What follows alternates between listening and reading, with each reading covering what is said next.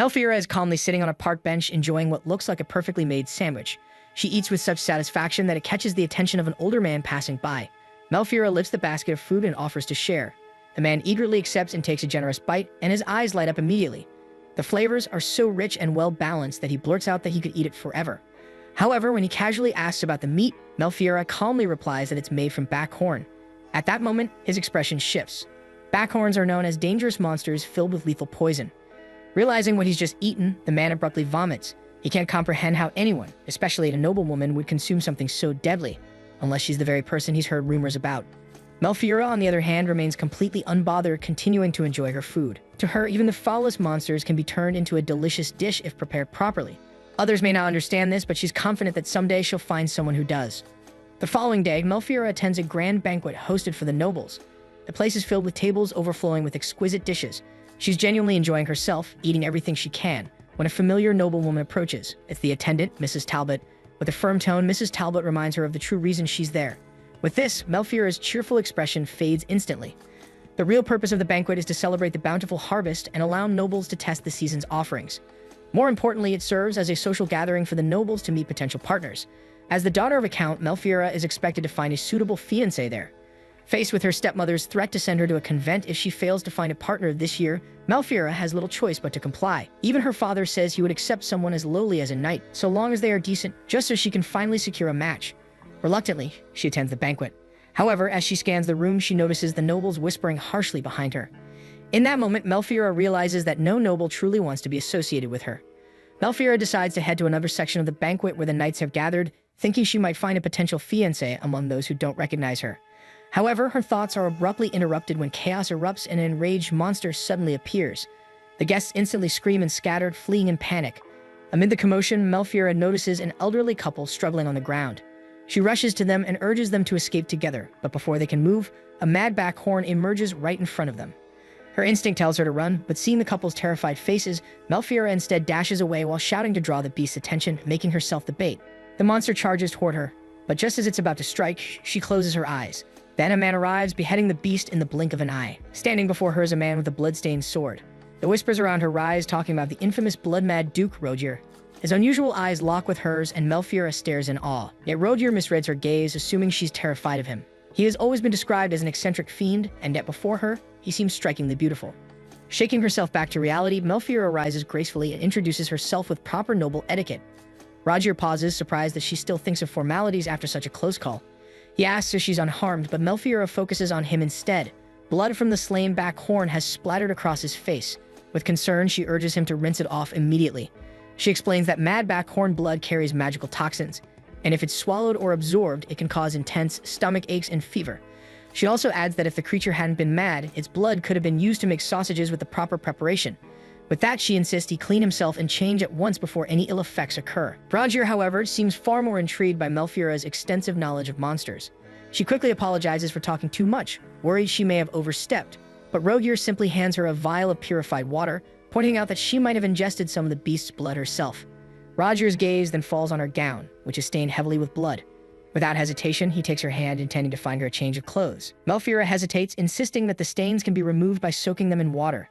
Rogier, however, is more concerned that the presence of beast blood might disturb her, but she appears utterly unfazed. She casually mentions butchering a monster last week and being covered in even more blood back then. Rogier is taken aback, shocked by what she just said. When he asks for her name, Melfiora formally introduces herself. Rogier bursts into laughter because of this, finally understanding who she is. He's heard plenty of stories about her, the noblewoman who eats monsters, famously nicknamed the voracious villainess. In their world, magical beasts and unusual plants, collectively called monsters, are unlike any ordinary living creatures. Consuming them is dangerous, as their blood contains magical toxins that can cause vomiting, fever, or worse. However, Melfiora is the rare exception. Known as the voracious villainess, she's far more interested in their culinary potential. As strange as it may seem, the fallen beast actually looks delicious to her. She's already imagining the dishes she could prepare from its meat, because if she's going to eat it, it might as well be tasty. Rogier's stunned expression makes her think she's made another mistake, and Melfiora awkwardly smiles to hide her embarrassment. Unexpectedly, this flusters Rogier, who quickly averts his face. When she asks what's wrong, his reaction only intensifies, and he hurriedly composes himself before taking her hand again. It's at this moment that Melfiora realizes that this man, unlike many others, isn't frightened by her at all. As they walk, Rogier suddenly pauses before asking Melfiora if backhorn meat actually tastes good. Assuming she's had it before, he's curious about its flavor. Malfira hesitates but eventually admits that it is delicious. She's received this question many times, and her honest answers usually make people avoid her. She explains that backhorn meat tastes similar to beef, though it's tougher, so she puts extra effort into tenderizing it to make it delicious. Instead of being disturbed, Rogier becomes intrigued and asks how she removes the magical toxins. This stuns Malfira, as no one has ever shown genuine interest in it before. Unlike everyone else, Rogier actually listens carefully and believes her. Overwhelmed with emotion, Malfira lowers her head to hide her tears. Regardless, Malfira explains that she removes the magical toxins from beasts by bleeding them using special tools and purification spells. Hearing this, Rogier's eyes light up with curiosity. He asks if she could prepare some monster meat for him sometime. Malfira is taken aback and asks if he has a strong digestive system, explaining that magical toxins aren't easy to deal with, but if the beast isn't mad, its meat is just like any other. However, her warning only makes Rogier even more eager to try it. He brings Malfira to his pavilion and tells her to make herself comfortable. They're soon greeted by Chaos, Rogier's aide. Rogier introduces them to each other before instructing Chaos to bring Malfira a change of clothes. Malfira enters one of the tents in the pavilion and is immediately struck by the number of weapons displayed inside. Rogier has also prepared a tub of water for her to wash up, though she insists that he should go first. Without hesitation, Rogier removes his upper clothing, stunning Malfira even more. She's seen hunters and knights wash outdoors before, but this time feels different, and yet her eyes can't seem to look away. Rogier suddenly speaks, asking what's wrong. Caught off guard, Malfira answers honestly, admitting that his physique is distracting her. Rogier is genuinely surprised, seemingly unaware of how striking his figure is. Malfira recalls how effortlessly his arms move when he struck down the beast, a truly majestic sight. But Rogier simply brushes off her comment and begins washing up in the tub. With that, Malfira steps forward to join him in washing up as well. While washing, Malfira shyly asks if she could perhaps learn to slay beasts herself. Rogier doesn't disagree, but after glancing at her slender arms, he insists that she should leave the slaying to him. He doesn't realize the weight of his words at first, but when he sees her expression, he quickly tries to defend himself, explaining that it's only because he's already accustomed to fighting. Changing the subject, Rogier asks if there's any particular meat she wants to try so he can hunt it down for her. This immediately lights up Malfira's eyes with excitement. His territory is known for rare kinds of monsters not found in her lands. To her, that feels more like a luxury rather than a threat. Rogier notices the blood on Malfira's face and gently wipes it off. In return, Malfira helps him wash his face too, carefully caressing his cheeks and running her fingers through his hair. For a brief moment, the two share an intimate atmosphere until Chaos barges in and interrupts them. He scolds Rogier for standing in front of Malfira half-naked, pointing out how inappropriate it is to expose himself to a count's daughter. Later, Malfira changes into a beautiful dress that Rogier borrowed from the queen. She wears it gracefully, while Rogier casually holds the beast's head. Malfira is amazed by this and boldly exclaims that she wishes she could slay monsters too. Her reaction surprises the others, as most noblewomen would faint at the sight. Chaos watches the two and secretly thinks his master may have finally met his match. Rogier escorts Malfira back to her carriage, where she formally thanks him and bids farewell. Yet even as they part ways, both clearly wish to see each other again, already planning gifts for their next meeting. Rogier promises he will slay a royal noodle for her, making Malfira's mouth water at the thought. Trying not to sound demanding, she gently reminds him that a beast tastes better if captured alive. With this, Rogier grows more excited, seeing it as a challenge worth trying. Days pass, and Malfira visits Rogier's pavilion once again, this time bringing a special gift. She presents him with jerky made from Scat's bit, a beast found in her territory. Without hesitation, Rogier takes a bite, startling Chaos, who rushes to stop him because the food hasn't gone through the poison tester. Yet Rogier loves it. He even forces Chaos to take a bite, and soon, both of them are enjoying the jerky already. Rogier tells Malfira that he's looking forward to trying more of her monster dishes. His words leave her stunned. She's so used to people thinking she's strange for her unusual tastes, even though she sees nothing wrong with them. But the Duke's warm acceptance touches her deeply. Overwhelmed, Malfira hides her face as tears of joy well up in her eyes. When asked, Malfira pretends that she's simply reluctant to say goodbye today, and Rogier mirrors her hesitation. Still, they have no choice but to part ways once more. As she leaves, Rogier promises that they'll talk again next time. Malfira has never been fond of banquets, yet after meeting him there, she truly enjoyed herself. She wonders if he's merely being polite or just curious about her, but deep down, she can't help wanting to keep her hopes high. Snow is already falling over the Marcharade lands when Malfira returns from her travels. Before she can enter the house, her father, Ghislaine, is already waiting outside, waving her over with a furious expression. She assumes he's angry because she failed to find a suitable fiancé, but Ghislaine reveals he received a letter from Rogier, formally asking for her hand. Malfira initially thinks he's simply asking for her help, but Ghislaine clarifies that it's a marriage proposal. The request shocks him, as Rogier's position as Duke doesn't match their family's humble status, so receiving such a letter leaves him flustered. Even Malfira sweats at this. Meanwhile, in the pavilion, Rogier and Maxim meet inside a tent. Rogier reports everything that happened during their hunt, explaining how he carried out his plan without casualties. Maxim is satisfied with the result, but he notices Roger's formal tone and brings it up. While Maxim addresses him casually, Roger speaks with distance. He once called Maxim Brother Maxim, but he deliberately avoids it now. Although Maxim and Roger are blood siblings, everything changed 17 years ago when Maxim was named Crown Prince and Roger was adopted by the Galbraiths. Since then, an invisible line has separated them. With Roger's stubbornness, Maxim has no choice but to conform to his formal manner. Then he suddenly notices the basket in Roger's hand. Roger tries to hide it, but Maxim presses for answers. Surprisingly, Maxim seems to know about Roger and Melfiora, and bringing this up catches Roger off guard. Taking advantage of the distraction, Maxim snatches a piece of jerky from the basket. Roger tries to stop him, but Maxim quickly takes a bite. Impressed by the taste, Maxim asks about the meat, and Roger admits it's Skatspit jerky, which is a spiny monster, so Maxim grows intrigued and assumes Melfiora prepared it for him. When Maxim hears his brother speak of Melfiora so fondly, he asks what Roger plans to do next, knowing it's unlike him to take an interest in someone so quickly. Roger, however, brushes off his words, saying he'll be on standby before leaving to return to his men, ignoring Maxim's attempt to stop him. Roger is frustrated by his brother's words, but he can't deny that Maxim has a point. After all, he rarely talks to anyone like that. Melfiora's image lingers in his mind, still unable to believe that she's actually called the voracious villainess. He remembers the way she fearlessly shielded an elderly couple at the banquet. Deep down, he knows she has managed to captivate him completely. Chaos and several men soon approach Roger to report that the Backhorn's habitat is now under control. Pleased with the news, Roger also relays Maxim's orders, but Chaos seems more curious about whether Melfiora will attend their future banquets. Roger notices his teasing and immediately suspects Chaos of telling Maxim about her, though Chaos quickly denies it.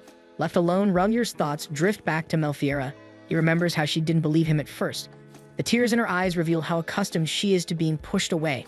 With that, he makes a vow, promising he'll never let her wear that expression again. Meanwhile, back at home, Melfiora still can't believe they received a letter from Roger. Ghislaine informs her that it arrived 7 days ago, delivered by a messenger riding a blaze eagle encased in a luxurious jewel bearing the Galbraith crest. Hearing this, Melfiora regrets not seeing the magnificent bird herself, and even her father admits how beautiful its feathers are before steering the conversation back to the proposal. Ghislaine wants to know exactly what happened between her and the Duke at the banquet. Melfiora recounts everything honestly, but Ghislaine remains unconvinced, as it was only their first meeting after all.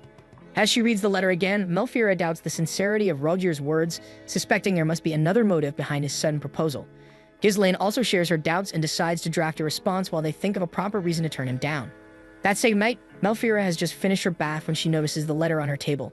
She reads it again, admiring the Duke's name, but her thoughts quickly return to her father's words. It was only their first meeting, and perhaps their excitement over monster meat had carried them away. Then a thought sparks in her mind, realizing Roger likely has no one to share his fascination with monsters and has no one to talk to about them. Since Melfiora enjoys eating monsters, she can imagine the connection he might have felt between them. Suddenly, the letter in her hand begins to glow. It starts by recalling their encounter at the banquet and mentions his subordinates trying the jerky she made. But in the final line, he writes that he will visit her on the 18th of the month of Sirius. Melfiora and Ghislaine exchange confused glances upon reading this, realizing that the said date is already tomorrow. Going back to her room, Melfiora feels flustered, though she still doubts Roger's true intentions. Yet with their meeting scheduled for tomorrow, there's no point in worrying too much. Seeking comfort, she holds the framed photo of herself with her mother from when she was younger. Speaking to it as if her mother were there, she tells her about Roger's proposal and wonders whether the Duke will appreciate the viability of all types of meat, just as her mother once had. Her thoughts drift back to those childhood days watching their family lands with her mother. The land was cold and barren, and her mother had asked her for help. It was then that Melfiora inherited her mother's research. Even though the world has yet to recognize it, she works tirelessly, hoping one day it will. The next day, her stepmother Celia knocks on Melfiora's door and finds her still unprepared. Melfiora fumbles for excuses, though the truth is she hasn't even woken up until Celia arrived. Celia walks in and inspects the room before scolding Melfiora for neglecting her appearance after being told to find a fiancé, calling it a disgrace to her noble title. She also brings up Roger, warning that despite his high birth, he is infamous as a violent, bloodthirsty, blood-mad duke. Then suddenly, cries of dragons fill the air. Melfiora rushes to the window and sees a flock of dragons soaring across the sky. Looking closer, she realizes Roger has arrived, riding his dragon along with a few of his men. As they speak briefly from the window, Celia orders Melfiora to shut it immediately, but she refuses. Instead, she tells Roger to wait in the pastures in the north, where they will have their formal discussion about his marriage proposal.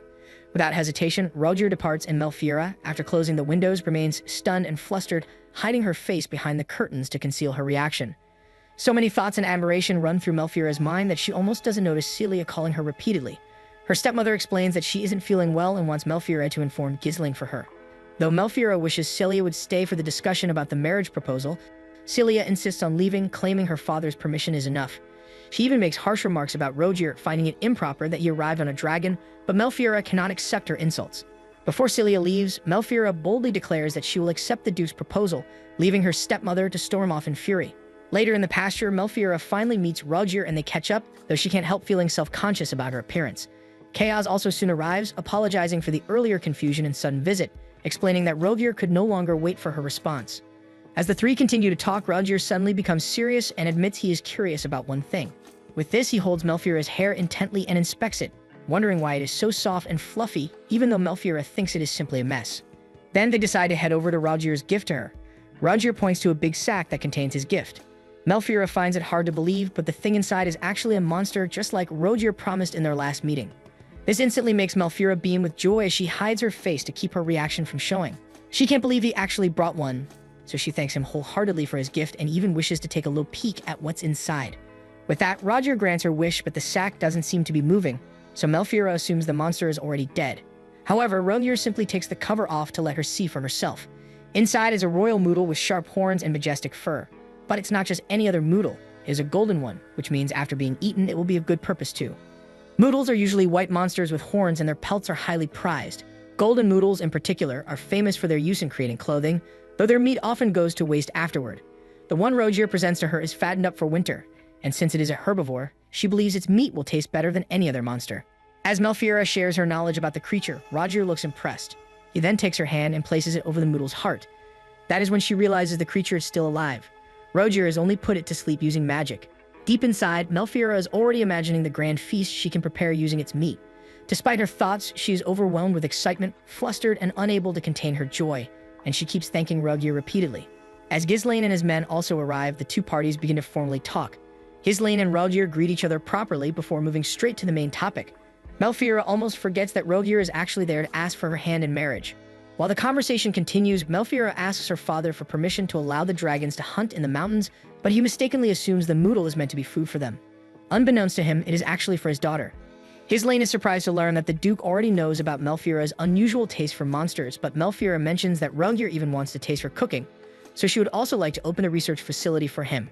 Ghislaine hesitates for a moment, unsure about it at first, but Rogier suddenly speaks up. He explains that he understands Melfiora's habits and is fully aware of her reputation.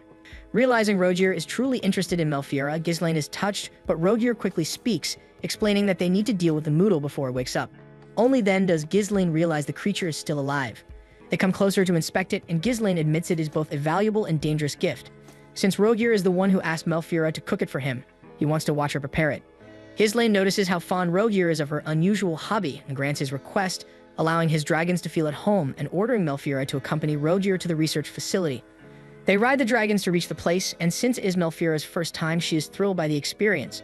Rogier jokingly warns her not to eat his dragons, and Melfiora defends herself earnestly. Soon, the research facility comes into view below, so Melfiora orders Rogier to descend. Her voice, however, carries a hint of nervousness. It is her first time showing someone how she prepares monster meat, and this place is her late mother's research facility. As they approach, Melfiora reflects on her situation. If the Duke truly accepts her, her father will surely feel relieved.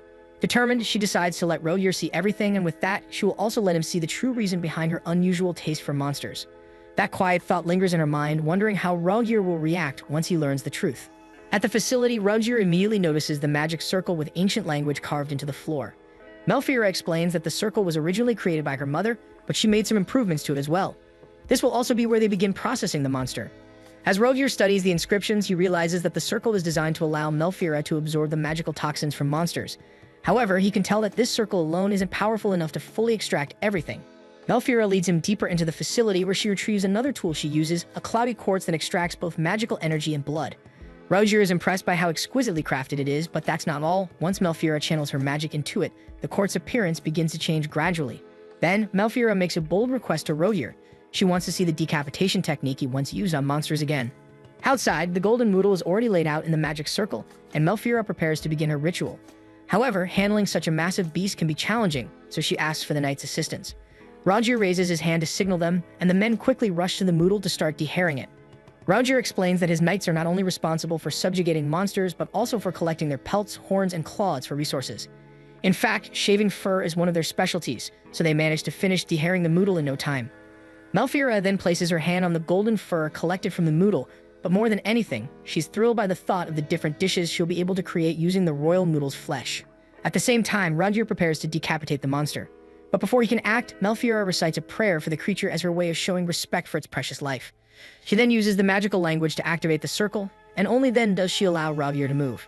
Roger swiftly draws his sword and, with a single blow, beheads the massive monster. As expected, Melfiora is astonished by his flawless swordsmanship. Afterward, Melfiora begins extracting the noodle's magical energy and blood. She uses the cloudy quartz and once again recites a prayer in the magical language. This time, the noodle's blood starts to levitate and flow into the quartz. As the liquid continues to pour in, Melfiora notices the sheer amount being absorbed. Cracks begin to appear across the quartz's surface due to the overwhelming volume. This startles her, as this has never happened before, but she can't stop the ritual now. Seeing her distress, Roger immediately asks what he can do to help, and Melfiora instructs him to fetch another piece of cloudy quartz. Roger acts swiftly, replacing the cracked one with a new one. With this, Melfiora regains confidence that she'll be able to finish the extraction. She then recites a final prayer, channeling her magic until everything is fully absorbed into the quartz. However, the ritual drains much of her strength, and she nearly collapses, but Roger moves in time to catch her. Afterward, the knights inspect the noodle's body. They expect it to look disheveled after such a powerful ritual, but to their surprise, it remains fresh and intact. Melfiora explains that she only extracts magical energy and blood, as removing moisture would make the meat tough. By retaining its natural moisture, the flesh will have a flavorful texture. Roger begins to wonder if Melfiora was the one who devised such impressive methods, but she gives credit to her mother for the original concept. She shares a story from 17 years ago during the Great Drought, when many people suffered from starvation. Their family's territory was poor and lacked resources due to infertile soil. In response, her mother began researching ways to utilize monsters as a food source. If this research could be perfected, troublesome monsters could be transformed into a valuable supply of delicious meat that might save starving people. So after her mother passed away, Melfiora vowed to continue her work. However, she admits that recently she's been enjoying the taste of rare monsters, so she uses the process partly for her personal interest. Then Roger asks about the extracted magical energy from the monster, and Melfiora casually explains that it's mainly used for making fire, as it can sustain both cooking and lighting for up to 2 months. She admits she's never really considered any other purposes for it, so Roger suddenly bursts into laughter. Although Melfiora's innocent use of the energy isn't problematic, her research surpasses even that of royal mages, so if such concentrated magical energy were mishandled, it could easily be weaponized to destroy nations. Melfiora freezes, realizing she had never thought about it before, as she's used to handling smaller monsters. Roger's tone then softens, explaining that while rumors remain rumors, careless handling of such power could lead to great tragedies. With that, he vows to protect her from any harm that might come her way, which deeply touches Melfiora. However, Roger then brings up another rumor, something about her supposedly sipping blood. Melfiora quickly denies it, assuring him she has never done such a thing. His expression then turns serious as he admires her striking hair and eyes, declaring that he'd be willing to lay down his life for her. Melfiora snaps back, thinking he's just teasing, but he insists he's sincere. Flustered, she compliments his eyes, hair, and even his cape and dragons in return. Both grow increasingly embarrassed until chaos interrupts the moment. Melfiora quickly shifts the topic, saying they should start preparing the meat already. As Rovier watches his dragons devour their food, Melfiora arrives with the official hunting permit they'll need to enter the mountains. Roger is delighted, explaining that his dragons have been complaining about their current meals, as they have quite the insatiable appetite. While they talk, Roger's stomach suddenly rumbles, surprising even him. It's actually the first time he's felt such a strong hunger, but the royal noodle's flesh laid out before them is enough to stir anyone's appetite. Talking about the meat makes them both even hungrier, so they decide to slice off a small portion to grill and eat. Naturally, they target the rarest and most prized cuts, so the two exchange a knowing smile, already anticipating their little taste test before the rest of the work begins. They prepare small cuts of meat for a quick barbecue, and Roger hands Melfiora a bottle of special herbs.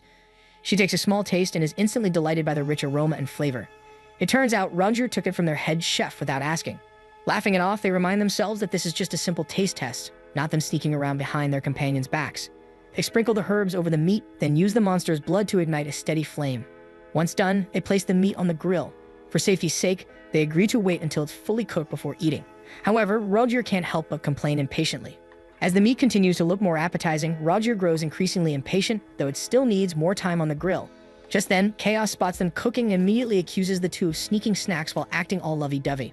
Roger quickly defends himself, insisting they weren't doing anything suspicious, though the scene is clearly obvious.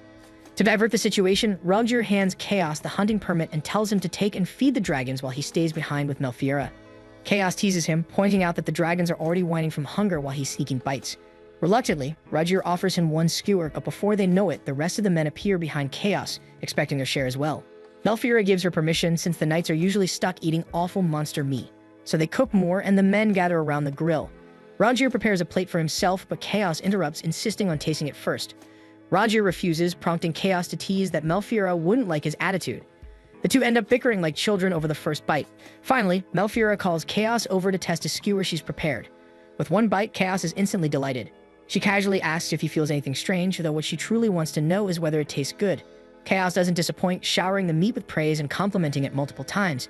He even remarks that it would pair perfectly with a good drink, and Melfiora is happy to hear this as well. Hearing Chaos praise, Roger grows increasingly impatient, unable to wait any longer to eat without confirmation that the meat is completely safe.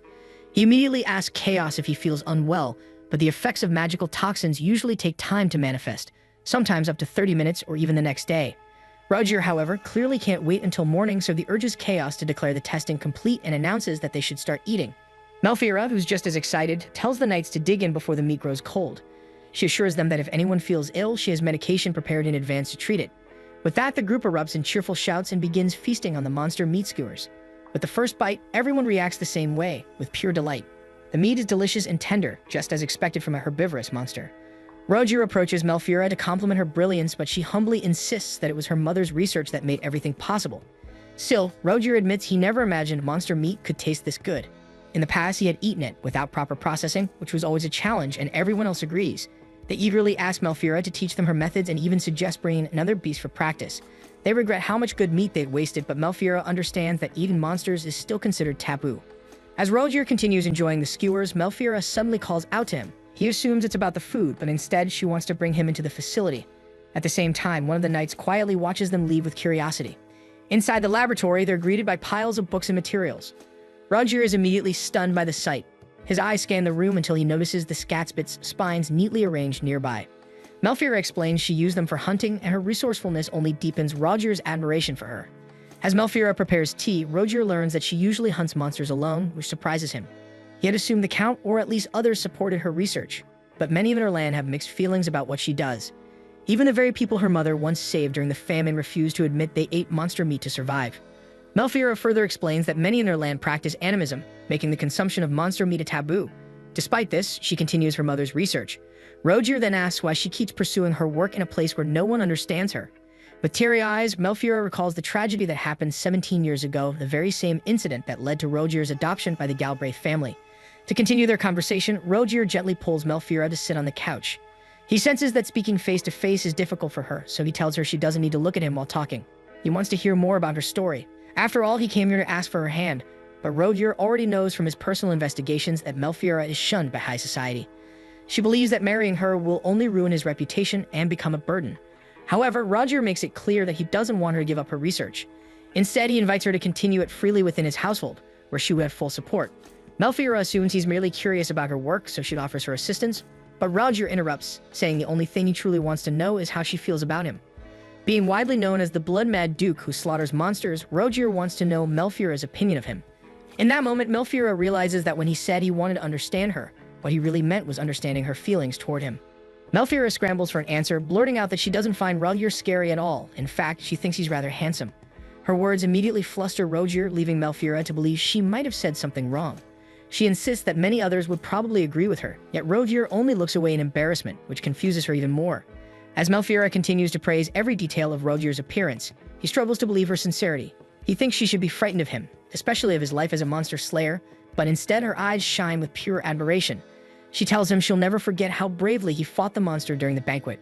Roger mutters that being constantly splattered with monster blood and lacking refinement hardly makes him admirable, but Melfiora disagrees. To her, the courage to fight is more noble than any title. After a pause, Roger shifts the topic and asks what Melfiora truly thinks of him as a fiancé. She has never seriously considered it before. If they were engaged, his title as a duke would easily fulfill her father's expectations, though their difference in status might still become a concern. Melfiora quietly reflects, imagining what her daily life would be like by his side. The thought of seeing Roger from morning until night makes her heart flutter, yet she knows how insignificant she might appear beside him. Her life has always revolved around research, and all she's ever wanted was a partner who would let her live freely and pursue her passions. Her silence prompts Roger to call her name, and Melfiora remains lost in thought. If his father were to approve of their union, her days might feel like paradise, yet she wonders if that happiness would come from love or simply from fulfilling a well-calculated dream. After some thought, Melfiora answers Roger's question with one of her own. Why would he choose her as his fiancée, when so many noble women surely seek his hand? Moreover, she doubts his people would ever accept her. She's the shunned, voracious villainess. Her reputation could tarnish Rodier's name and affect how others see him if they were to marry. But Rodier disagrees. He believes his people would come to like and accept her. He brings up the Urzani Woods, a vast forest within their lands overrun by monsters. No matter how many he hunts, more always appear, and the magical toxins building up there drive the creatures mad. Rodier explains that protecting her territory is both his burden and the duty that comes with the Galbraith name. To him, monsters have always been enemies to slay, so it surprises him when Melfiora admits she actually enjoys eating them. Watching her prepare monster meat opens his eyes to a completely different perspective. As soldiers, they sometimes eat monsters for survival, but none ever thought to properly drain their magical energy first. Rodier admits her method is brilliant, though Melfiora still feels it's not enough for her to be accepted in his lands. She reflects on how her research might help Rodier and his people. If her studies could contribute, perhaps her late mother's work would finally see the light of day. Her thoughts are cut short when Rodier speaks again, promising her everything, including protection from the cruel rumors that haunt her name. He sincerely wishes for her research to thrive and serve his people's future. For a moment, Melfiora doubts him, assuming his proposal is purely practical and devoid of romance. Yet she eventually gives her answer. She admits that his offer would save her, even if she feels unworthy of someone like him. Rodier misinterprets her hesitation as rejection, but it's quite the opposite. Melfiora gladly accepts his proposal, driven by her passion for research. She explains that while other women may have their hobbies, her joy lies in her studies. Since Rodier's duty is to hunt monsters, she promises to prepare delicious meals from his hunts, so none of the meat goes to waste. She continues eagerly, listing the many ways she hopes to serve him. But above all, she expresses how honored she feels to marry him. Her words make Rodier blush, though the tender moment is cut short when Claude appears at the doorway. He announces that the mansion is ready to receive them and that Count Ghislaine is waiting, prompting the two to rise and leave together. On their way to meet Ghislaine, Claude discreetly stops Melfiora, advising her not to speak too openly about her research or the condition of their lands with strangers. Rodier overhears this and senses something peculiar about Claude's tone, realizing he must have caught parts of their earlier conversation. Still, such caution is understandable. After all, a duke with a tainted reputation proposing to a count's daughter would naturally draw suspicion. When Rodier finally meets Ghislaine, he presents the contract for their engagement. Ghislaine remains uneasy, uncertain whether Rodier truly intends to marry his daughter. But Rodier feels nothing but pride at the thought of bringing Melfiora to his lands. Ghislaine, though thrilled, cannot entirely shake off the memory of the banquet incident. Rodier recalls it as well, how, when the monster appeared, all he wanted was to kill it and be done. Yet Melfiora never looked away from him, unafraid. Deep down, Rodier is certain that Melfiora will one day love him for who he truly is. The proposal may have come sooner than expected, but family pressure left him little choice. Ghislaine understands, and though uneasy, signs the contract. What troubles him most is Melfiora's unusual appetite for monsters, but Rodier assures him that it doesn't bother him in the least. As Ghislaine nervously finishes signing, Rodier asks if there's anything else he wishes to say. Ghislaine hesitates before wondering aloud why a Galbraith, descendants of a lineage known for adoption, would suddenly seek a fiancé. Rodier, anticipating this, begins listing all the reasons he wishes to marry Melfiora. In the end, Ghislaine bursts out laughing at Rodier's detailed praise of his daughter, but Rodier insists every word is true. Ghislaine's tone then turns serious as he speaks about the widespread belief in animism across their lands. He admits that, if things hadn't changed, he had planned to send Melfiora to a convent despite his reluctance. As a count, his duty is to protect his people, but as a father, his greatest wish is to keep his daughter safe. He therefore asks for Rodier's assurance that Melfiora will be protected under his care. Rodier solemnly swears to do so, giving Ghislaine the confidence to trust him completely. 10 days after Rodier's return home, Melfiora busily packs her belongings and research tools with the help of her attendants. She moves briskly through the facility as staff members consult her for guidance. Following the Duke's orders, everything in the facility is to accompany her, and he has even left men behind to assist in packing. Their engagement has been officially recognized since Rodier's visit. Melfiora recalls the contract signing with her father, a document imbued with a faint magical aura. The Duke assured Ghislaine that the magic represented only his vow, that their engagement could never be broken. Beneath the formality, Rodier had simply wished to witness Melfiora's sincerity and resolve. In that quiet moment, the two shared a tender connection. Though their betrothal was formalized, Ghislaine had one final request, a secret he did not wish Melfiora to know. Rodier soon learned the truth. It was Ghislaine himself who spread the rumor that Melfiora consumed monsters, crafting her image as the voracious villainess to protect her from those who might exploit her research. Ghislaine admitted his intentions, and Rodier firmly asked that he no longer act that way in the future. In the present, Melfiora examines the contract again, feeling its strange power when Mullen interrupts to report on the cargo awaiting transport. She gives him clear instructions and sends him off. With everything ready, Melfiora finally feels prepared to depart for the Galbraith's lands. Still, she wonders if other engaged couples move in as quickly as they do. Rodier reasons that Malcheriard's winters are long and he cannot afford to delay. He also wants her to acclimate to their climate and adjust to life with his family. Her gaze drifts to a photograph of her and her mother, wondering quietly how it must have been for her. Just then, Herman bursts in to announce that her father is waiting. After exchanging brief words of farewell, he escorts her to the study, but she pauses, realizing she may not return to this room for a long time, unless the engagement somehow falls through. When she knocks, she finds Celia sitting in her father's chair. Melfiora demands to know why, and Celia explains that as her stepmother, it is proper for her to see her offer marriage, though she can't resist sneering about the dragons. Melfiora coldly asks for her father, and Celia merely gestures outside, where he stands speaking with Roger's men. Celia reminds her not to leave anything behind. Melfiora plans to leave the royal noodle's fur for her father and brother, but Celia mocks her for it again. With a forced smile, Melfiora offers a polite farewell, but Celia refuses to let her go quietly, accusing her of seducing the Duke. She reminds her that her son, Louis, remains the rightful heir to their lands, to which Melfiora calmly replies that her loyalty now belongs solely to the Galbraith family. Her composure only fuels Celia's anger. She begins comparing Melfiora to her mother, Elise, whom she admits she despised. Melfiora never knew Celia had even met her mother, but before she can ask, Celia warns that if she ever fails, she will be sent to a convent with no home to return to. When all is said, Melfiora leaves the study in silence. Though she knows Celia has always disliked her for her strange interests, she still feels oddly relieved to have heard something about her mother at last.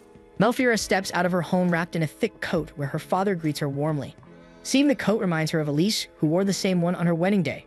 Elise came from the south, where snow was rare, and Ghislaine fondly recalls how thrilled she was at her first snowfall, so much that she caught a cold the next day. As they reminisce, emotion overtakes him, but their moment is interrupted by the deep growl of a dragon. Looking up, they see Rogier descending from the sky. Melfiora runs to meet him as soon as he lands. Rogier takes her hand, kisses it, and addresses her as his betrothed, making her cheeks flush red. Ghislaine chuckles at the sight, but Rogier only smirks, teasing Melfiora further as she flusters in embarrassment. After confirming that she has everything prepared, Rogier's gaze falls on a pile of garbage beside them, offering to burn it for her. Then, without delay, he announces that it's time to take his fiancée with him. Ghislaine watches as Rogier helps Melfiora climb onto the dragon.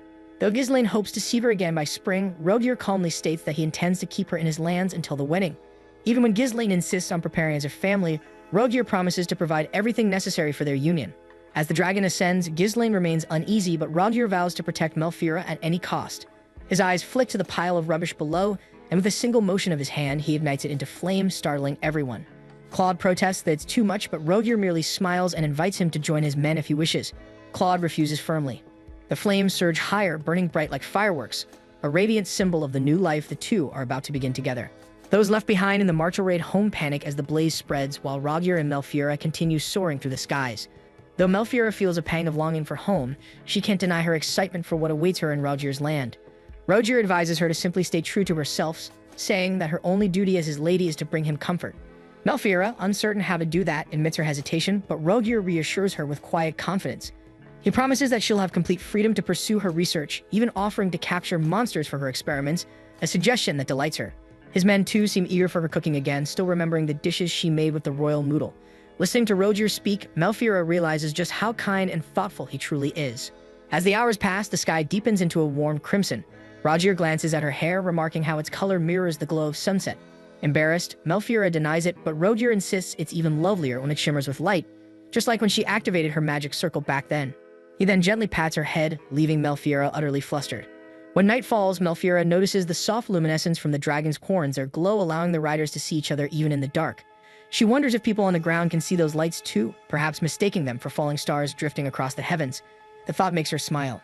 After several hours of flight, it finally arrived at the port town of Avner, a place under the king's rule. The real destination, however, is Fort Ritter near the border, where they often rest during long journeys. Rogier mentions that they'll find her a room in town so she can rest more comfortably for the night. To his surprise, Melfiora seems far more interested in whether there are forests or rivers near the border. She insists she doesn't mind staying at the fort, for what excites her most is the chance to encounter new monsters, especially the fish-type ones currently in their spawning season, or even to see the mysterious monster fruits said to grow in the nearby forests. Rogier explains that the fort is plain and purely functional, but Melfiora's imagination runs wild. She can't stop picturing all the rare creatures she's only read about, thinking how incredible it would be to see, and perhaps even taste, them for herself. Amused, Rogier laughs and admits there are indeed some Xanas in the river of this time of year. At once, Melfiora's eyes sparkle, for such creatures don't exist in her homeland. Yet, when Rogier mentions that setting traps would take time, her excitement fades a little. Wanting to cheer her up, he promises that they can still try tonight, so they might enjoy Xanas for breakfast the next morning. As the night deepens, their conversation drifts from monsters to meals. Melfiora finds herself touched by Rogier's warmth, noticing how he never hesitates to go out of his way just to make her happy. Remembering Chaos' words that Rogier's men were used to eating poor quality monster meat, she asks him about it out of curiosity. Roger admits it's true, though he can hardly call it proper cooking. The meat, he says, was always tough, gamey, and barely edible. During long expeditions, they had no choice but to roast it thoroughly to avoid getting sick, but even then, it often caused stomach aches. Melfiora quickly guesses that they hadn't removed the magical toxins properly. Roger recalls trying various kinds of monsters, but none ever proved suitable for eating. In fact, he confesses that he once collapsed from the toxins himself and barely remembers what happened afterward. Before they know it, the journey has brought them to their destination. Roger tells Melfiora to hold on tight as the dragon descends. He carefully guides it downward until they land safely at the fort for the night. As Roger's men arrange accommodations with the caretaker, they mention that their commander has brought a lady with him, much to the caretaker's shock. He immediately apologizes, worrying that their quarters might be too plain for a noblewoman. From behind, Melfiora peeks out, wanting to assure him that she needs nothing fancy at all. Just then, Roger calls to her, suggesting they unpack what they'll need for the night. As Melfiora rummages through her things, he gently insists that she rest in town instead. But Melfiora's mind is already set. She prefers to stay at the fort. Its simplicity reminds her of her research facility, where she often fell asleep on the cold floor after long nights of study. Though Roger remains unsure, she smiles reassuringly, confident that as long as he is there, she'll be perfectly fine. Roger shows her a modest room with only a bed and a small table. He insists she rest after their long flight, but Melfiora assures him she still feels energetic. Suddenly, she catches a faint scent and follows it curiously, which makes Roger a bit uneasy. She soon discovers two men by the furnace cooking simple grain porridge. Startled by her sudden appearance, the men freeze, but Melfiora offers to help. She insists that plain porridge won't be enough to fill them, so she unwraps a portion of leftover moodle meat and suggests adding it to the pot. Seth hesitates. He wasn't part of the taste tests back in March raid and fears the monster meat might be unsafe. Mullen, however, encourages him, explaining that Melfiora herself had prepared that special meat. Still, Zeth asks whether anyone suffered side effects. Mullen confidently replies that everyone was perfectly fine. To convince him, Melfiora slices a small piece of meat and grills it herself. When it's done, she offers it to Zeth, assuring him that she's already removed the magical toxins. But Zeth still eyes it suspiciously. Before he can refuse, Mullen steps forward, eager to try it himself. Melfiora quickly prepares another slice for him, and Mullen takes a big bite without hesitation, instantly delighted by the flavor. He starts describing it in detail until a dry, sarcastic voice cuts through the air. Both men freeze and turn to see Rogier standing in the doorway, clearly sulking. He asks Melfiora if he might have a taste as well. Flustered, she takes his hand and leads him to the furnace, insisting she'll prepare a piece just for him. Roger tries to remain composed, though his sharp gaze lingers on the two men. After she grills a skewer for him, Melfiora shyly offers to feed him herself, but Rogier refuses to open his mouth, leaving her exasperated. Remembering how her nanny used to feed her younger brother, she tries a playful approach, urging Rogier to open wide, but he remains uncooperative. Finally, she recalls how her nanny would always call her brother by name to get his attention. Dropping her usual formality, she calls out Rogier's name directly. Startled, he looks at her and she immediately slits the meat into his mouth. Roger chews, then admits that it tastes good, much to Zeth and Mullen's relief. Encouraged, Zeth finally eats his portion and is pleasantly surprised. Overjoyed, Melfiora suggests mixing the remaining meat with vegetables into the porridge, while Rogier continues to sulk in silence. That night, everyone eats together, delighted by the flavor. Melfiora beams with pride when Rogier asks how she prepared it. She explains that she simply diced the meat, fried it lightly, and mixed it into the porridge. To her surprise, Rogier scoops a spoonful and feeds her himself. Embarrassed, she tries to insist she can eat alone, but he continues until her bowl is empty. As they talk, Rogier tells her she should address him less formally, just as she did earlier. He reminds her that most engaged couples do so. Though it feels strange, Melfiora realizes she must get used to it eventually. Her cheeks redden as she repeats his name, and Rogier, amused, suggests she give him a nickname instead. After thinking for a moment, she shyly chooses to call him by his second name. At once, Rogier's eyes glimmer faintly, and he quickly turns away to hide them. Alarmed, Melfiora calls for help. When Mullen rushes in, Rogier explains that he merely lost control of his magic for a moment. Melfiora is still shaken, wondering if it was caused by the monster meat she fed him. But Mullen reassures her it happens because Rogier's body stores more magic than most people can handle. Once he releases some of it, he'll feel fine again. Rogier agrees, saying it's perfect timing since he plans to use that energy to catch Xanas tomorrow. Even so, Melfiora can't shake her worry. Mullen's explanation reminds her of her mother's illness, how an excess of magic power could turn toxic. She remembers her childhood vividly, her mother, often feverish, bedridden from the burden of her own strength. Though her mother called it a frail body, Melfiora later learned the truth. Her mother's incomplete magic circle prevented her from fully purging magical energy from monsters. The excess built up inside her, poisoning her from within. Still, Melfiora remembered the beauty of her mother's magic, the way her hair glowed, her eyes shining like jewels whenever she performed a ritual. That brilliance had inspired Melfiora to follow in her footsteps. Over the years, she discovered that humans, being physically weaker than monsters, couldn't survive such magical overloads. Their bodies broke down long before their minds could go mad. Back then, she had been powerless to save her mother, but now she vows to complete her mother's research and use it to protect Rogier. When morning comes, Melfiora awakes in her room wrapped snugly in Rogier's coat. The last thing she remembers is pacing anxiously, worrying about his condition. Blushing, she realizes he must have found her asleep on the floor and carried her to bed. She immediately goes looking for him and finds him calmly sipping coffee. When she checks on him, Rogier assures her that he's perfectly fine. Without warning, he pulls her gently into his arms, making her cheeks flush scarlet. He presses his forehead to hers to prove he has no fever, and Melfiora feels her heart race, only to notice his skin is cold as ice. Rogier admits with a smirk that he got drenched in the river. Remembering his promise to catch Xana's for her, guilt floods through Melfiora. She asks again if he's truly alright, but Rogier insists he is. Trying to help, she wraps his coat around him again to warm him. Rogier then proudly tells her they caught something she'll love. Still worried, she hesitates, but he pulls her closer, teasing that they should just go out like that to stay warm. Melfiora can only blush deeper, wondering why Rogier has suddenly grown so comfortably spoiled around her. Melfiora discovers that the Xana's Rogier captured is still alive, trapped, and swimming inside a metal net. Excited, she decides it's time to cook it. Though she tells Rogier to rest, he insists on helping, saying that just being by her side already makes him feel better. His words fluster her, and when he hugs her from behind, reminding her they're engaged and she should get used to it, Melfiora can only cover her face in embarrassment. Fortunately, Szeth suddenly walks in, giving her a reason to escape, though Rogier still doesn't let go, leaving Szeth awkwardly greeting them both. After gathering everyone, Melfiora cheerfully announces that they'll be cooking the Xanas. The men are stunned, but Rogier looks genuinely excited. Melfiora also explains she wants to batter and fry it, so she asks someone to fetch oil and flour, and Szeth volunteers without hesitation. After a few minutes of preparation, Melfiora is ready to begin her ritual. This time, she plans to use magic circles drawn on pieces of oil paper, which Rogier finds brilliant. She decided to use this method, knowing that drawing on the soil wouldn't work since the Xanas would only wet it. Before sunrise, Rogier instructs his men to remove the Xanas from the metal net, and they quickly follow his orders. He reminds them how dangerous the Xanas can be, warning that one wrong move could result in broken bones. Despite his instructions, Melfiora's eyes sparkle with excitement as she watches. After a few pulls, the Xanas is almost out of the water. The group continues until it is finally fully lifted from the net. Rogier and Melfiora step closer to examine it, and Melfiora can't hide her awe as it's both gigantic and magnificent. Rogier explains that this Xanas must be 7 or 8 years old, and because it's their spawning season, they're particularly aggressive. Melfiora realizes that the photos and textbooks don't do it justice. Its massive teeth make her instinctively think it could tear off a limb in one bite, so Rogier warns her not to get too close. Rogier suddenly illuminates his hand with magic, preparing to behead the Xanas. However, Melfiora points out that they should stun it first since it's a fish. She tries to wield the sword specially forged by the Galbraith blacksmith, but it proves too heavy for her to even hold properly. Though she intended to do it herself, it's impossible. Seeing this, Rogier takes the sword from her, reassuring her that he will handle the dirty work, just as he promised back at their betrothal, and Melfiora agrees.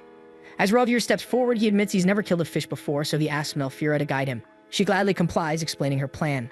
First, she wants to blind the fish, knowing they stay still when it's dark. She covers its eyes with a cloth, and it immediately stops thrashing. Next, she instructs Rogier to stab behind the eye and twist the blade. Confident that a single blow will suffice, she encourages him to go ahead, and Rogier follows her directions. With precision, the blow lands exactly where she instructed. However, killing the Xanas proves harder than expected, as the creature is tough.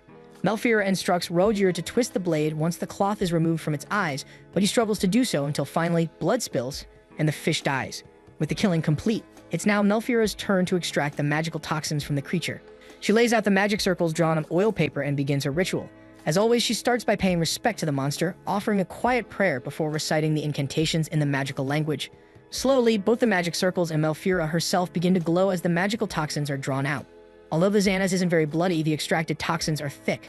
What unsettles her most, however, is the way her hair starts to stand every time she performs the ritual. Once the ritual is complete, Melfiora hands the flask to Rogier. After assessing the Xanas, she decides it's safest to remove the head, tail, and scales, wanting to learn how to do it herself so she won't trouble Rogier every time she asks him to teach her.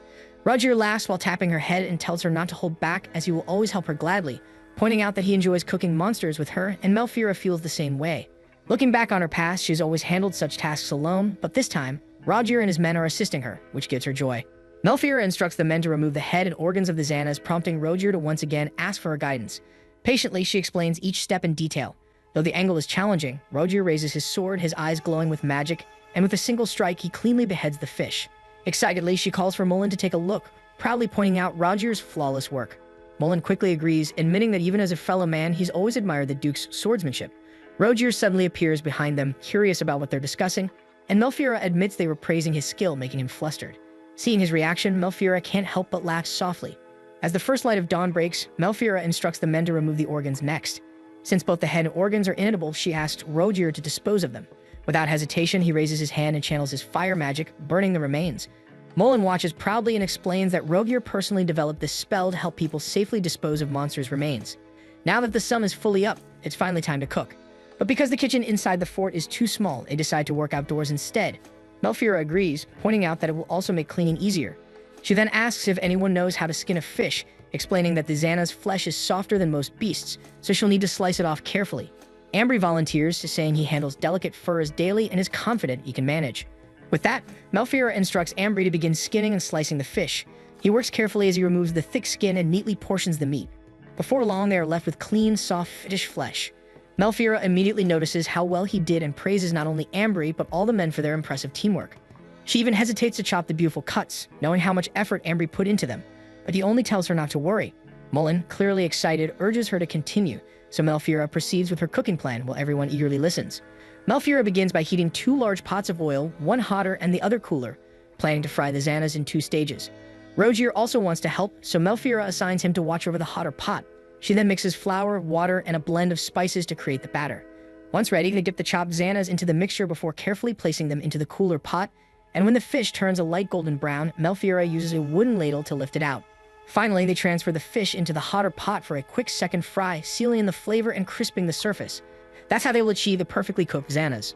After giving everyone their tasks, the group begins cooking the Xanas together. Rogier, however, looks disheartened when he presents his cooked Xanas to Melfiora, as the pieces are darker than expected. Still, Melfiora reassures him that not everyone gets it perfect on the first try and that his are definitely still edible. To lift his spirits, she playfully asks him to feed her. Rogier hesitates, insisting they look like failures, but Melfiora thinks they look delicious. With her hands sticky from cooking, she opens her mouth like a child, shocking him further. She even reminds him to blow on it first since it's fresh out of the oil. Flustered, Rogier carefully blows on the piece and feeds it to her. The moment Melfiora takes a bite, her eyes immediately light up, and she lets out a cheerful shriek as it's perfectly crispy and absolutely delicious.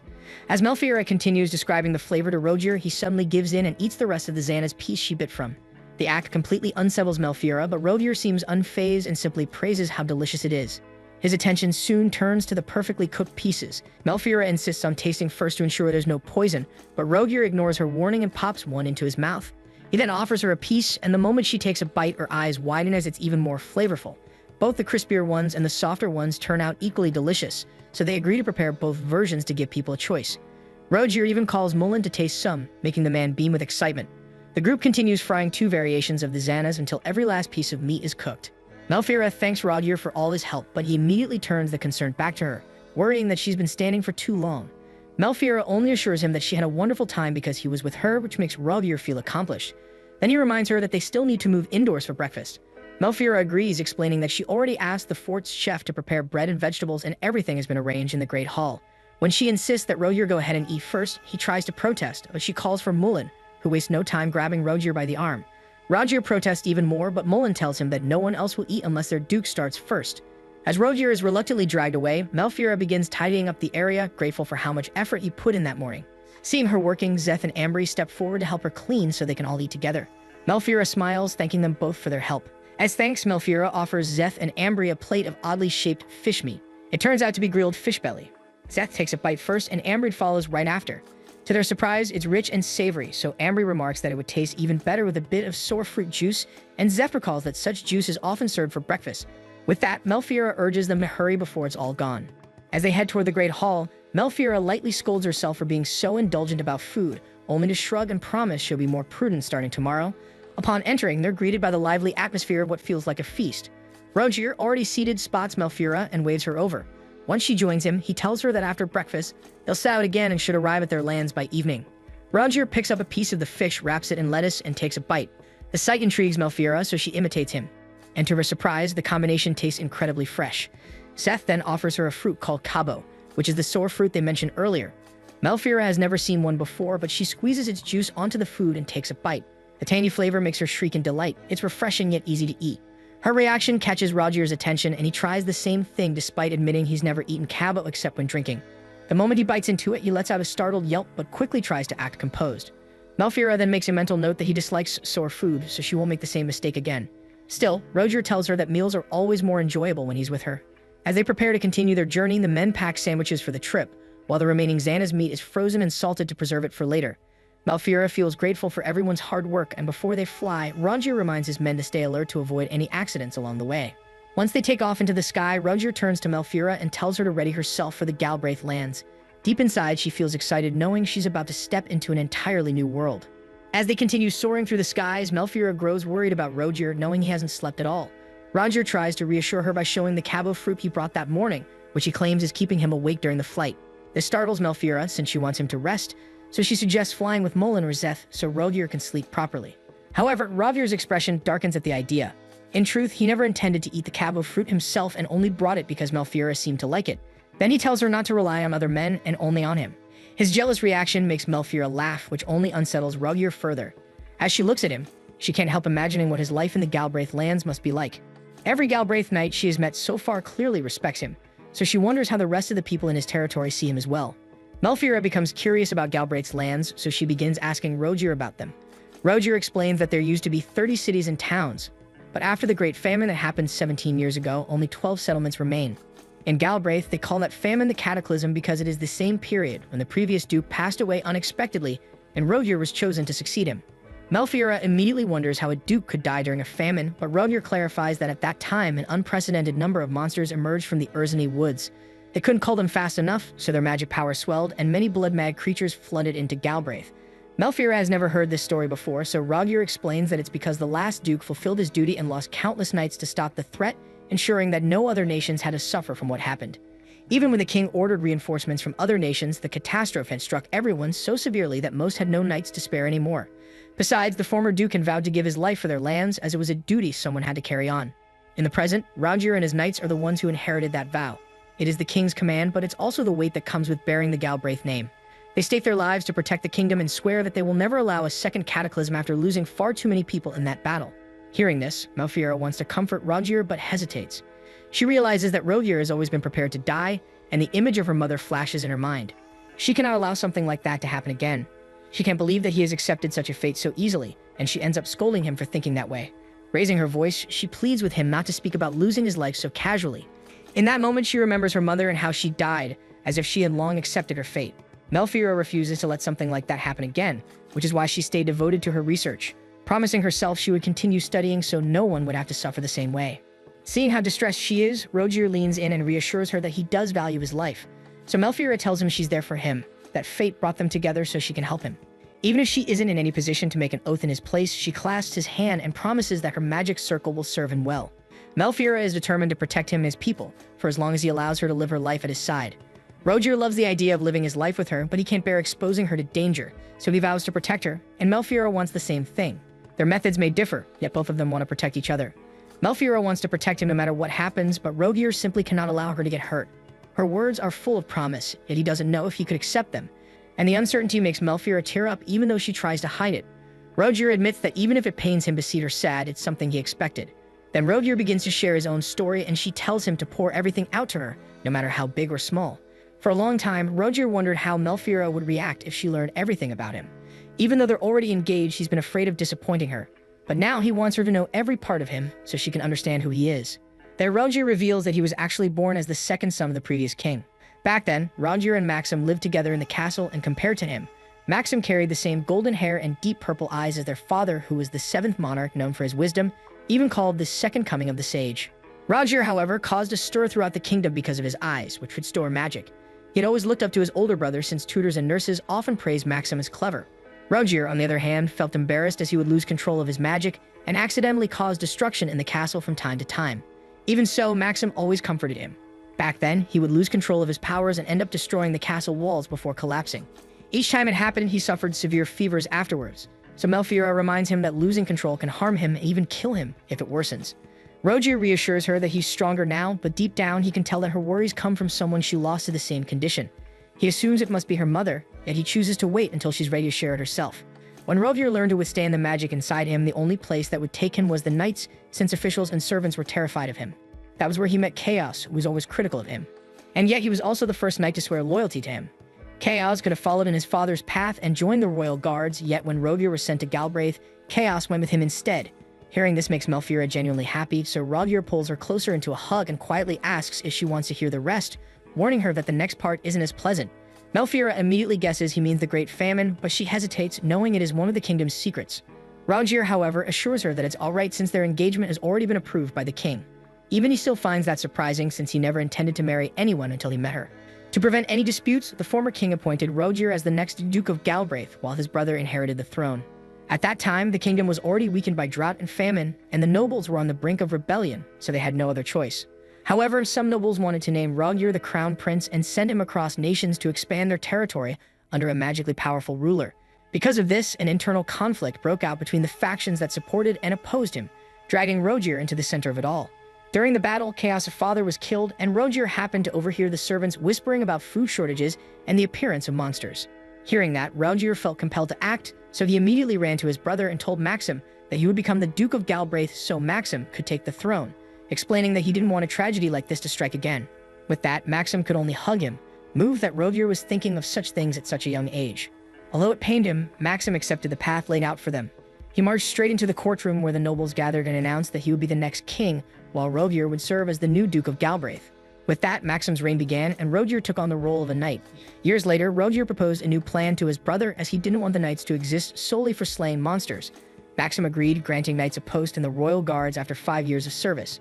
This decision delighted Rogier since it would strengthen the kingdom's forces as well. Chaos then revealed that they were also exploring other uses for the monsters they hunted, as many of them were valuable sources of rare materials. So he suggested that the crown buy anything usable. To their surprise, Maxim accepted the proposal immediately, and they sealed the agreement. Although Rogier believes Maxim approved the plan simply because they are brothers, Melfira finds it brilliant, especially since Galbraith's lands are overflowing with monsters the knights have to exterminate regularly. Rogier agrees as well, knowing this abundance is exactly why he continues hunting to protect his kingdom. He declares that he is preparing himself, because if another cataclysm ever arises, he will be ready to lay down his life. However, Melfira stops him mid-sentence, insisting that they should focus on preventing another cataclysm from occurring instead. Rogier never imagined that might be possible, but Melfira insists the monsters are increasing and someone has to put an end to it. She is clearly distressed by how willing Rogier is to sacrifice himself, so she wants to complete her research on extracting magic from living creatures, believing it can prevent the monsters from going mad and attacking people, and he might not have to risk his life anymore. Hearing this, Rogier can't help but kiss Melfira on the forehead, causing her to turn red with embarrassment. She panics, but Rogier simply laughs. Melfira feels flustered, so Rogier adds that he is seriously considering living his life with her now, and Melfira can only cover her face in embarrassment. Soon they pass over a vast forest with a river cutting through it. Rogier explains that they're getting close and that what she's seeing is actually the Urzini forest. It's so enormous that even he can get lost in it without a map. Melfira is familiar with it, as the forest is infamous for being infested with monsters, yet it's also rich with magical ores. Because of that, the land and air are overflowing with magic and only monsters can survive there. Beside the forest runs the Galbraith River, the largest in their territory. It splits into 3 branches, and Rogier tells her that this is why he finds it special. He also points toward the snowmole from the Galbraith Range, explaining how the water flows underground before resurfacing. Melfira realizes just how abundant their water supply should be, yet even all of that dried up 17 years ago. This makes her think that if such water could disappear, her own homeland would never have survived a famine that severe. She wants to ask Rogier how a drought like that could occur, but Rogier cuts in first, warning that her sitting position is dangerous, prompting her to turn around. At that moment, Rogier receives a message from his men. A flock of Forns is approaching from behind. When they look back, a massive swarm of bird-like monsters is closing in, their numbers rising from 200 to 800, so Rogier immediately moves to the front. Eric and Zeth also volunteer to join him, and the 3 arrange themselves and prepare. Melfira feels the danger as there are now at least 600 Forns speeding toward them. Rogier tells the knights to close their formation as tightly as they can and hands Melfira a pair of air goggles, telling her that this is what life in Galbraith is like. Melfira grows curious, so Rogier explains that Forns use acceleration magic to hunt in flocks, though it's rare for them to attack groups of travelers. As fascinated as she is watching them, she also doesn't want to be eaten by them. When the monsters begin closing in, Rogier tells her to brace herself. He releases his power, and their flight suddenly surges forward. Melfira immediately recognizes it as acceleration magic, but within seconds, they're flying so low